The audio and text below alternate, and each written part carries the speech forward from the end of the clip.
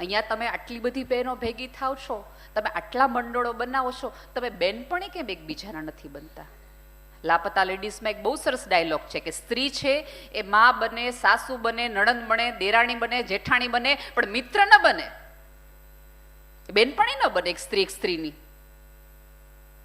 તમને દુઃખ કહેવા માટે કોઈ ભાગીદાર ગોતવા માટે કેમ ક્યાંક બહાર જવું પડે? કારણ કે તમે એકબીજાનું દુઃખ સાચવી નથી શકતા. અત્યારે હું દુઃખી છું, મને એમ લાગે કે આ બેન સાથે મારે ભાઈબંધી થઈ, દોસ્તી થઈ, પછી મારા દુઃખની એકાદ ક્ષણી બેનને હું કહું કે યાર આજ ઘરમાં આમ થયું, એટલે એ બેન સાંભળી અને પછી તરત એક બીજા બેનને ફોન કરે, શું છે બાકી નવીનમાં?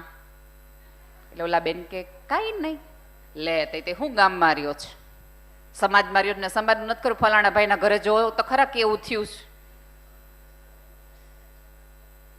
બ્લેકમેલિંગ શું કામ થાય છે? જો એક વસ્તુ યાદ રાખજો, જગતમાં દરેક ઉંમરે દરેક વ્યક્તિએ ભૂલ કરી જ હોય. મારાથી લઈ તમારાથી લઈ બધા અહીંયા કોઈ એમ કે ને કે મેં જીવનમાં કોઈ દી ભૂલ નથી કરી, મેં પાપ નથી કર્યું, તે હાવ ખોટી વસ્તુ છે. કોકનું બાર આવે, કોકનું ન આવે. પણ સમાજ એક માત્ર જમવા માટે નથી થયો. આ લોકો જમવા માટે નથી તમને માત્ર બોલાવ્યા, તમને એક થવા માટે પણ બોલાય છે કે સમાજની બેન દીકરીની કોક વાત હોય તો એ દાબતા શીખો ને એના ઉપર ઝાડવા વાવો, ખોટા ખોદી ન રાખો. જેસીબી છે ને એનું કામ ખોદવાનું છે. જેસીબી વાળાને પૂછજો કે જેસીબીને છે ને દર 3 કલાકે આરામ આપવો પડે, કારણ કે ખોદી ખોદીને થાકી ગયું હોય. માણા એક જ એવો છે ને બેનો ખાસ કે 24 કલાક કોકનું ખોદી શકે. અને પછી આપણે એમ કે આપણા સમાજમાં તકલીફ, આપણા સમાજમાં આ તકલીફ. સમાજ હુંને તમે બનાવીએ છીએ. સમાજ કઈ જુદી જગ્યાએ નથી રહેતો, કાંઈકથી 3 કિલોમીટર દૂર જશો ને પછી સમાજ ન્યા રહીએ છીએ. સમાજ એટલે હું ને તમે, આપણે બધા ભેગા થાવ. એકાદ દીકરી કોઈક આવું ભૂલ કરી બેઠી હોય તો એ દીકરીને સમજાવવાના બદલે આપણે એ દીકરીને વગોવવાનું ચાલુ કરીએ, એના મા બાપની ભૂલ કાઢીએ, અને ખાસ કરીને માની. સાહેબ, જ્યારે જ્યારે સમાજમાં દીકરો કે દીકરી કોઈક મેડલ લાવે તો કે એનો બાપનું કોણ છે, પણ દીકરી ભૂલ કરે તો કે એની માં કોણ છે? અને આવું બોલે બધી જ સ્ત્રીઓ. જો સન્માન વખતે તમને પુરુષ યાદ આવતો હોય તો સન્માન વખતે તમને સ્ત્રી યાદ આવવી જોઈએ. એ વખતે બોલાવવું જોઈએ, કહેવાવું જોઈએ. અને તમે માનો છો ને એટલા પુરુષોય કઈ સુખી નથી આ જમાનામાં. એમને તો અત્યારે બહુ જ મોટી તકલીફ છે. તમને પહેરવેશમાં કંઈક ના પડે તો કે આ જોયું, જૂનવાણી વિચારવાળો છે. છોકરાને રોકટોક કરે તો આપણે શું કહીએ? આખો દી આવે ત્યારથી છોકરાને ખીજાતા જ હોય. જો આવું સાંભળે એટલે છોકરાને ખીજાય નહીં તો આપણે શું કહીએ? જરી કે છોકરાને ધ્યાન નથી દેતા, મેં આવડો મોટો કર્યો છે આને. વ્યવસ્થિત કપડાં પહેરે તો કે આને તો ઉપડી જવું જ ને, રૂપાળા કપડાં થઈને. અને એમ થાય કે હવે આમ સાદા કપડાં, આ જો લઘર વઘરાને યાર કેમ બહાર નીકળવું. પત્ની યારે સારા સંબંધ છે તો કે જોયું, થઈ ગયો પત્નીનો. મા સાથે સારા સંબંધ છે કે થઈ ગયો માવડિયો. પછી એને નક્કી કર્યું આના કરતા પાનના ગલ્લે રહ્યો, આમથી આમ થાવું. શું કામ? એમની સ્થિતિ તો બહુ જ અત્યારે ખરાબ છે. એમને અહીંયા તમે ધારો કે ગ્રેજ્યુએટ થાવ અને તમને નોકરી ન મળે ને તો કોઈ નહીં પૂછે. તમે 30 વર્ષના થશો, નોકરી નહીં કરતા હોય, ઘરે હશો તો એક પણ વ્યક્તિ નહીં પૂછે. 21 વર્ષનો દીકરો ગ્રેજ્યુએટ થશે ને એટલે આખો સમાજ એને તીરની જેમ પૂછે, કઈ કમાશ કે નહીં, કઈ કમાશ કે નહીં. એટલે એને કમાવવું પડે. પાછું કેવું? વધુ સારું. જેવું તેવું નહીં ચાલે. હવે બાઇક નહીં ચાલે, હવે બાઇક કાર જોશે. અહીંયા કેટલી બધી સ્ત્રીઓ છે કે હનીમૂનમાં માત્ર અંબાજીએ માંડ ગઈ હશે, હવે તો કુલ્લુ મનાલીએ નથી ચાલતું, બાલી જવું પડે તો છોકરી હા પાડે. બેટા, પગભર તમને એટલા માટે કરવામાં આવે છે કે તમને સારા સાથીદારની જરૂર પડે. એના સાથીદારના પૈસાની નહીં કે આટલું હોય તો અમે દીકરી આપણે. એને એક વસ્તુ યાદ રાખજો, જે લોકોએ, એ સીતાજીના પિતાથી લઈને દ્રૌપદીના પિતા સુધીની વાત કરું, જેમણે શરતોના આધારે દીકરીઓ દીધી છે એ દરેકની દીકરીઓ દુઃખી થઈ છે. શરતોના આધારે રાખો. હા, સંસ્કારીપણું ચોક્કસ ગોતો. અને સમાજમાં થોડુંક ભણતર એટલા માટે વધારો કે જેથી કરીને સાક્ષરતા આવશે તો આ બધા જે રિવાજોની તમે વાત કરી ને એ ઓછા થશે. પણ હવે આમાં કેવું થાય કે સાક્ષર સ્ત્રી થોડું ઘણું ભણેલી ગણેલ હોય એટલે થોડી વાત રજૂ કરે, એટલે આ 2 ચોપડી ભણી ગઈ ને એટલે બોલવા માંડી. સ્ત્રી હવે નહીં બોલે તો ક્યારે બોલશે?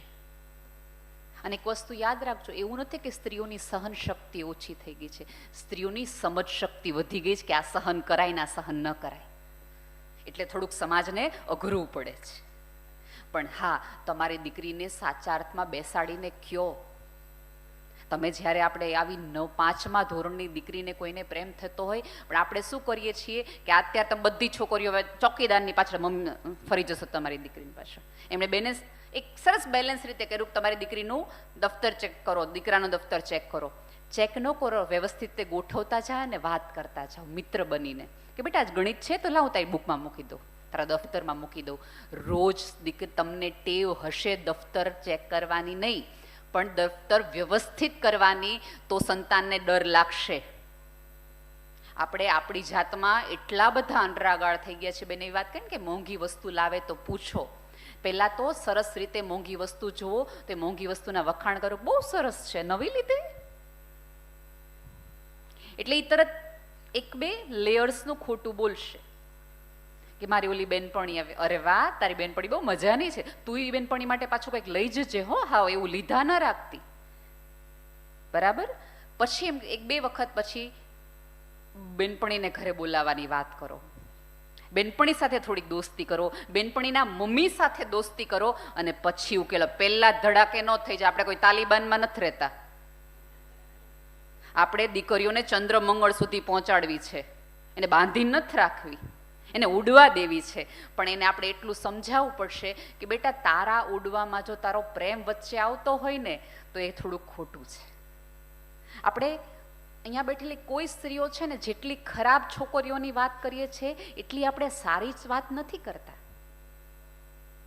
થોડીક એવી રીતે એને વખાણ કરવાના, કોઈ તારા ઉપર અમને ભરોસો છે. અને સૌથી વધુ જ્યારે તમે મા બાપ તરીકે તમે આ વાક્ય બોલો ને કે અમને તારા ખભા ઉપર ને તારી આવડત ઉપર બેટા ભરોસો છે કે જગત આખાની છોકરી બગડે પણ તું ન બગડ મારવાલા, તો એ બગડતી હોય તો એને ગિલ્ટ થાય, હૃદય એનું ધબકતું થોડુંક રાખો. પણ આપણે શંકાથી જોવો ને તેમ થાય કે આને શંક, અને ત્યારે ઓલો છોકરો કે જે ઇન્સ્ટાગ્રામમાં એને મેસેજ કરતો હોય એ એને એમ કે તું કેટલી સારી અને સંસ્કારી છો. ક્યાંય બધી છોકરીઓ, મને હું તો બહાર રહું છું એટલે મને ખબર છે બધી છોકરીઓ આમ કરે, તું કોઈ છોકરા સાથે બોલતી નથી, તોય તારા મમ્મીને કેટલો તારા ઉપર ડાઉટ છે, નહીં તને ક્યાંય જવા ન દે, આવવા ન દે. એટલે ઓલી છોકરીને થાય કે આહા મારા મા બાપ મને ન સમજી શકતા, આ હોળવરો ન મને સમજી શકે, લે આની યારે જ જિંદગી કટાય. સમજાય છે? આ કોઈ એવું મોટું રોકેટ સાયન્સ નથી. સંતાનોને વિનંતી છે કે બેટા જ્યારે ફસાવ અથડાવ ત્યારે અમને કહેવાનું રાખો. અને ત્યારે મા તરીકે તમારી પહેલી ફરજ એ છે કે દીકરીને પોતાના આગોશમાં લઈ એને રડવા દો, એને રડી લેવા દો અને એને સ્વીકારી લેવા દો કે હા બેટા થાય ભૂલ. પેલા સ્વીકારી લ્યો કે ભૂલ થાય. પહેલા જ વખતમાં 2 તમાચા લઈને પપ્પા સુધી ન લઈ જતા, આને મારો આ હું કરીને આવીશ. અને પછી શું થાય છે ખબર છે કે એક દીકરી ભૂલ કરે અને સમાજની પછીની 20 દીકરીઓ માટે સમાજ નક્કી કરે દીકરીઓને બહાર ભણવા ન મોકલે, જાવું કરીને આવે. તમારા ઘરની વાત છે એને વિવેક બુદ્ધિથી વાપરો. અને બીજું કે વસ્ત્રોથી નહીં વિચારોથી તમે મોડર્ન બનો. થોડીક આધુનિકતા જેટલી તમને વસ્ત્રોમાં બેટા ગમે છે ને એટલી જ વિચારોમાં લાવો ને મારી માં. જે છોકરાઓને તમને છોડીને સિગરેટ દારૂના વિચાર આવતા હોય એ છોકરાને તમને છોડીને કેમ ધ્યાનના વિચાર નથી આવતા, કેમ પોલીસવાળો બનવાનો વિચાર નથી આવતા? હા, થોડીક એના ઉપર. અને બીજું પહેરવેશની અહીંયા જે વાત નીકળી એમાં હું થોડીક વાત કરું કે અત્યારની બધી દીકરીઓ ભણેલ ગણેલ છે. તો આપણે જેમને ભણાવી છે એ બહારના સમાજમાં જાય છે, બહારના. અને પહેલાં કેવું હતું કે મહેસાણાના એક ગામડામાં એક બેન રહેતા હોય, 60-70 વર્ષની જિંદગી કાઢે ને તો એને ખબર ન પડે કે અમદાવાદમાં ને મુંબઈમાં સ્ત્રી કયા લેવલે જીવે છે, શું કરે છે. પણ હવે તો કેવું છે કે મુંબઈમાં આલિયા ભટ્ટ જે સાડી પહેરે ને 3જી સેકન્ડે મને મોબાઈલમાં ખબર પડી જાય છે. એટલે સતત આપણું મને કમ્પેરિઝન મારીએ કે શહેરની સ્ત્રીઓ કેવું સરસ જીવી શકે ને જે પહેરવું હોય પહેરી શકે, ઓઢવું હોય ઓઢી શકે. એટલે ગામડામાં રહેતી એકાદ દીકરીના મનમાં જે જુવાન લોહી છે એના મનમાં અભાવ આવે.